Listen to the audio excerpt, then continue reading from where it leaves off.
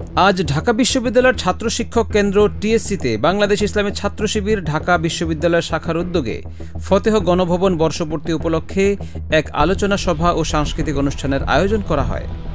অনুষ্ঠানে রাজনৈতিক ইতিহাসের গুরুত্বপূর্ণ অধ্যায় জুলাই গণ অভ্যুত্থান, গণমানুষের প্রতিরোধ ও শহীদদের স্মৃতি তুলে ধরা হয় প্রতীকী গণভবন প্রদর্শনীর মাধ্যমে।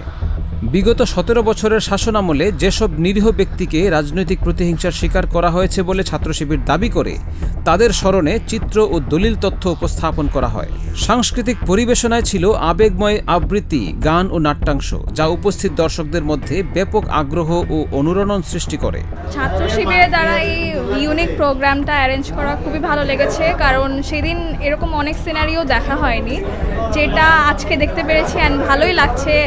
এক বছর পর আবার নতুন করে মনে হইতেছে যে সেই জুলাইয়ের আন্দোলনের যে স্মৃতিগুলো এইগুলো একদম আমাদের সামনে চোখের সামনে ভাসতেছে। মনে হচ্ছে আমরা সেই আবার এই 2024 জুলাইতে ফিরে গেছি। সারা দিনব্যাপী ছাত্র শিক্ষক ও সাধারণ জনতার উপচে পড়া ভিড় ছিল এই আয়োজন ঘিরে। আজকে 5ই আগস্টের মতো এক স্মরণীয় দিনে, বাংলাদেশের স্মরণীয় দিনে ছাত্র শিবির এত সুন্দর একটা আয়োজন করছে, তাদেরকে আমি মন থেকে ধন্যবাদ জানাই। অবশ্যই তো আমার কাছে খুবই ভালো লাগতেছে প্রোগ্রামে এসে। প্লাস এখানে যেই ছবিগুলো, প্লাস একদম মনে হচ্ছে কি আমি যেন 5ই আগস্টে আছি। 5ই আগস্টে মানে যেই সিনগুলো আমার ছিল, আমার জীবনে সবচেয়ে খুশির দিন ছিল 5ই আগস্ট।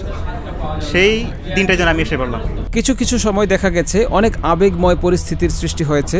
জুলাই সহ 17 বছরের ফেসিবাদী অসংখ্য প্রমাণাদি তুলে ধরা হয়েছে এই আয়োজনে, যা প্রতিটি মানুষের মন কেড়েছে এবং স্মৃতিচারণ হয়েছে অতীতের।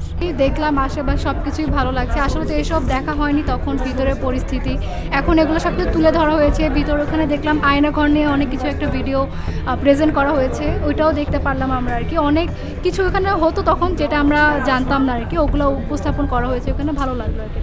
গণভবন দেখতেছি বা পুরো একটা জুলাইয়ের যে কার্যকলাপ বা শেখ হাসিনা রেজিমের যে কার্যকলাপটা ওরা ছবির মাধ্যমে ফুটাই তুলছে, মানে এটা আসলে একটা ইনোভেটিভ আইডিয়া মনে হচ্ছে আমার কাছে। তবে বিকেলের দিকে বামপন্থী সংগঠন ছাত্র ইউনিয়নের কর্মীরা অনুষ্ঠানস্থলে প্রবেশ করে আল্লামা দেলোয়ার হোসেন সাইদি, গোলাম আজম নিজামী, সালাউদ্দিন কাদের চৌধুরী ও কাদের মোল্লার ছবি ছিঁড়ে ফেলায় এক অনভিপ্রেত পরিস্থিতির সৃষ্টি হয়। এ ঘটনায় ছাত্র শিক্ষক কেন্দ্রে কিছু সময়ের জন্য উত্তেজনা ছড়িয়ে পরে ইসলামী ছাত্র শিবিরের দায়িত্বশীলদের হস্তক্ষেপে পরিস্থিতি নিয়ন্ত্রণে আসে।